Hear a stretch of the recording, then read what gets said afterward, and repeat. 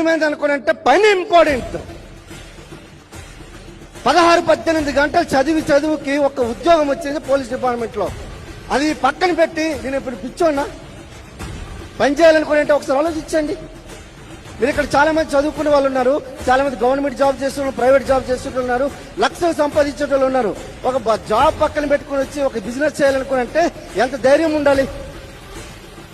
మా ఇంటి దగ్గర ఇప్పుడు కూడా తెలిసింది, ఒకవేళ సిచ్యువేషన్ వస్తే నేను డబ్బులు పంపించకపోతే ఇల్లు గడవదు, అలాంటి సిచ్యువేషన్. మా బ్యాక్గ్రౌండ్ ఏం లేదు.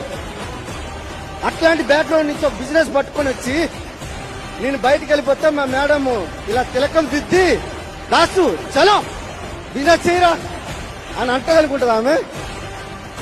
పాపం ఏమంటది, ఏం పర్వాలేదు. మా నాన్న మా అమ్మ అట్లా అనేటోళ్ళు కాదు. ఇక పిచ్చి పట్టిందిరా, ఆమె డిగ్రీ చదివింది, నువ్వో డిగ్రీ చదివో, నీకు మంచి ఉద్యోగం ఉంది.